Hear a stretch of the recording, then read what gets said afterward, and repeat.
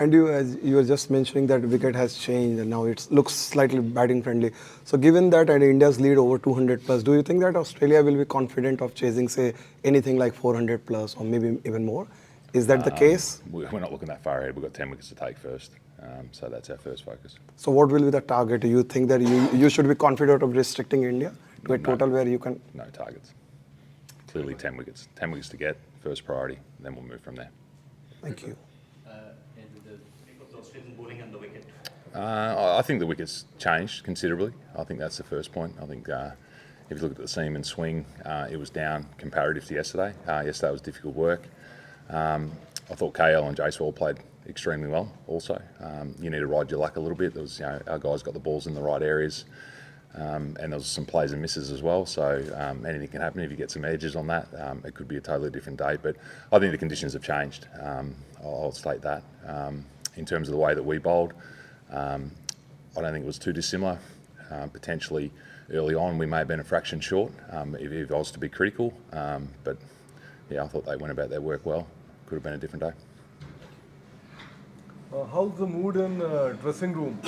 Firstly, the batting collapse, and then today the bowling. What's going on in dressing room? How's the morale of the boys? Oh, the morale's always good. It's a pretty level team, whether it's a good day or a bad day. We've got some problems to solve ahead of us. There's no doubt we're clearly well behind the game at this stage. So India've got the driver's seat at the moment, but that's not to say that tomorrow can't change very quickly. Test cricket ebbs and flows. We've all been a part of a game when you've been well ahead of the game, and it can twist and turn. So we're going to get to work on what it looks like for us tomorrow morning. I think it's about 20 odd overs to the second new ball. We've got to work out a way to navigate through a few batters before that second new ball arrives, and that could be our entry point back into the game. Is that sort of first day of the series thing, or was it just conditions based, combination of the two? Oh, I think no doubt both teams would have had some nerves there leading into a big series, so there might have been some error on the back of that. But I think as a batting unit, when you get a look at a wicket, and then obviously your bowlers go about their work, and you get a second up opportunity, I think it looks a little bit different in terms of your mindset, you knowing what to expect, and then you can work from there. I thought, as I said, KL and Jaiswal from the first innings to the second innings, yes, the conditions changed, but they definitely had a method and a game plan. They implemented that well, so credit to them.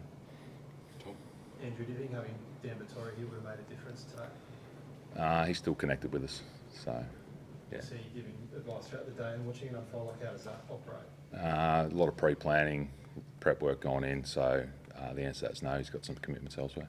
And Greg Blewett on commentary said that the body language in the middle session was unacceptable in his words. Is that a fair call, and what do you make of that? Didn't notice the body language at all.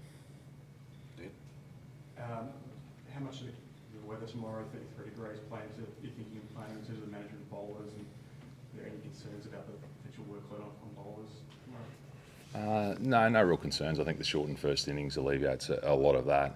It'll be management into that second new ball, making sure that we've got the energy for that. As I said earlier, that's our opportunity, our entry point into the game. We've got a little bit of work to do before then.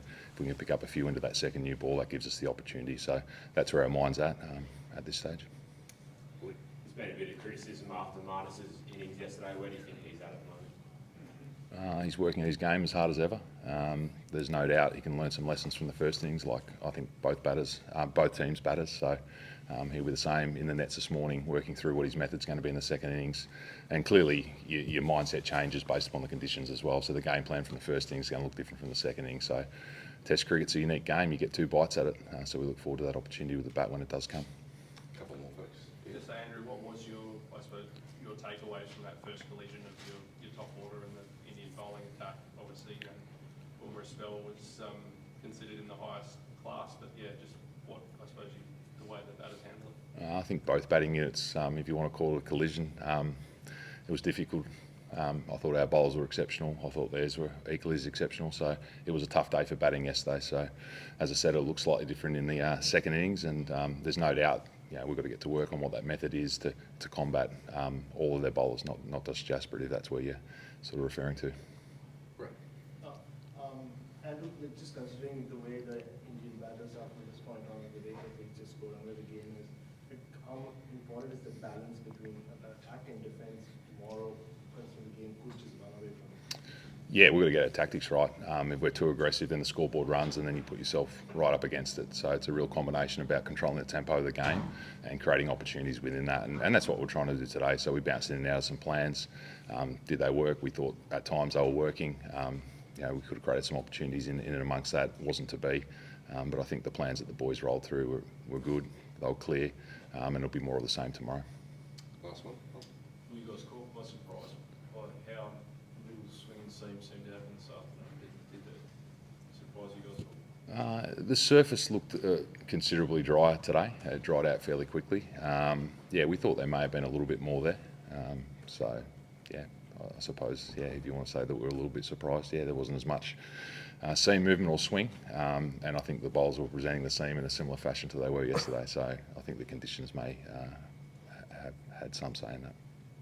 Great.